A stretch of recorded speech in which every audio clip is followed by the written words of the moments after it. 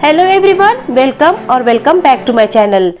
Friends, आज की इस वीडियो में हम डिस्कस करेंगे सुप्रीम कोर्ट के लेटेस्ट जजमेंट के बारे में, जिसमें सुप्रीम कोर्ट ने क्रुएल्टी के बारे में एक्सप्लेन किया है। क्रुएल्टी आखिर होती क्या है?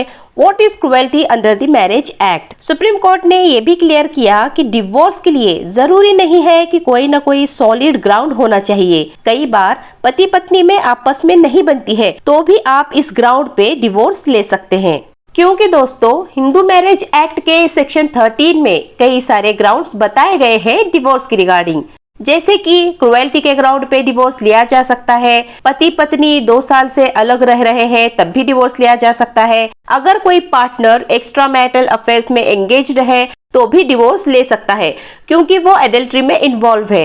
ऐसे कई सारे ग्राउंड्स बताए गए हैं, लेकिन जनरली देखा जाए हमारे भारत देश में तो ज्यादातर डिवोर्स क्रुएल्टी के बेसिस पे ही लिए जाते हैं। आज जो जजमेंट हम डिस्कस करने जा रहे हैं वो क्रुएल्टी के रिगार्डिंग है। सुप्रीम कोर्ट ने क्रुएल्टी को डिफाइन किया है आज के इस जजमेंट में। जजमेंट काफी इंपॉर्टेंट है। अगर आपको इसकी लिंक चाहिए तो आप हमारे टेलीग्राम चैनल से इसको डाउनलोड कर सकते हैं। लिंक आपको डिस्क्रिप्शन में प्रोवाइड की जाएगी। तो बढ़ते हैं आज की जजमेंट की ओर।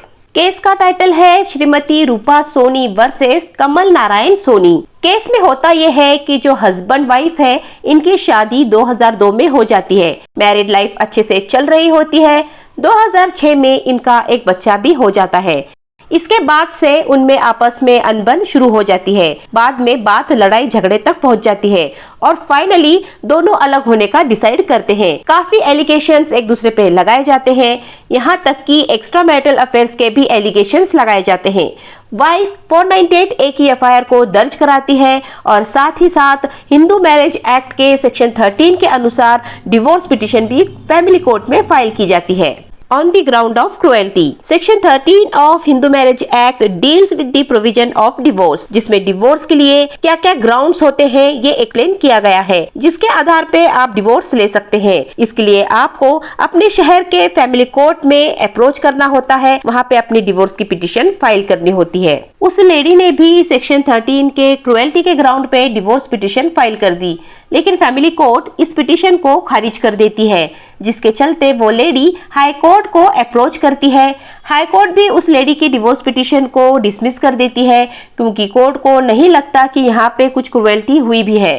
तो अब मामला पहुंच जाता है सुप्रीम कोर्ट के पास। सुप्रीम कोर्ट इस बात को नोट डाउन करती है कि दोनों पार्टीज कई सालों से एक दूसरे से अलग रह रहे हैं, अब इनको साथ में रखने का कोई मतलब नहीं है।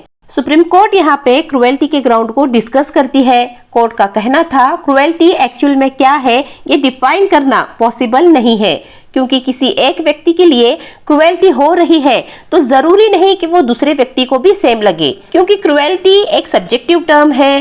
क्योंकि मुझे जो लग रहा है क्रुएल्टी वो आपको भी लगे ऐसा जरूरी नहीं है। ये एक ऐसा टर्म है जो पर्सन टू पर्सन वेरी करता है। कोर्ट ने ये भी कहा कि शायद कोई पुरुष के लिए जो क्रुएल्टी है वो महिला के लिए नहीं हो सकती, और जो महिला के लिए क्रुएल्टी है वो पुरुष के लिए नहीं हो सकती।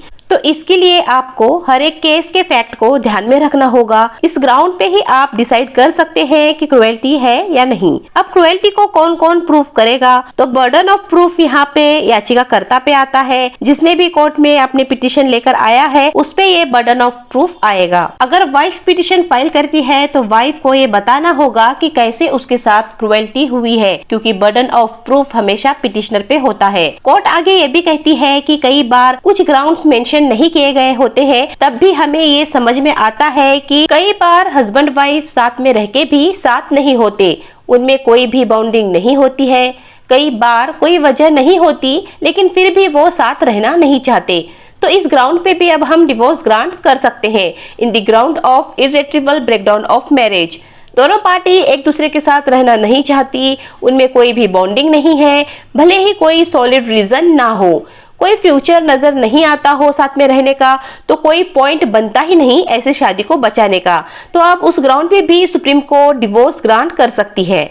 तो इस तरह से इस केस में भी सुप्रीम कोर्ट को यही लगा कि दोनों पार्टीज कई सालों से अलग रह रही हैं। वो सिर्फ और सिर्फ डिवोर्स की ऑर्डर का वेट कर रहे हैं। एक बार डिवोर्स हो जाए तो वो लाइफ में आगे बढ़ सकते हैं। तो ऐसी कंडीशन में supreme court irretrievable breakdown of marriage के ग्राउंड पे डिवोर्स ग्रांट करती है। तो दोस्तों, इस जजमेंट से हमें ये तो पता चलता है कि क्रुएल्टी की कोई स्पेसिफिक डेफिनेशन नहीं है। क्रुएल्टी कई तरह की हो सकती है, जैसे कि मेंटल क्रुएल्टी, फिजिकल क्रुएल्टी, और कई बार पति पत्नी को पैसा नहीं देता है तो भी वो एक तरह की इकोनॉमिकल क्रुएल्टी कहलाती है। क्रुएल्टी को केस टू केस डिफाइन किया गया है। अगर कोई डिवोर्स का ग्राउंड बनता ही नहीं, लेकिन पति पत्नी साथ रहना नहीं चाहते, वो लंबे समय से अलग रह रहे हैं, उनमें कोई भी बॉन्डिंग नहीं है, तो ऐसे में भी इस ग्राउंड पे भी अब डिवोर्स लिया जा सकता है। जजमेंट को आप इन डिटेल पढ़ सकते हैं, उसको डाउनलोड भी कर सकते हैं टेलीग्राम के थ्रू, और आप अपने डिवोर्स के मैटर में इसको अप्लाई भी कर सकते हैं।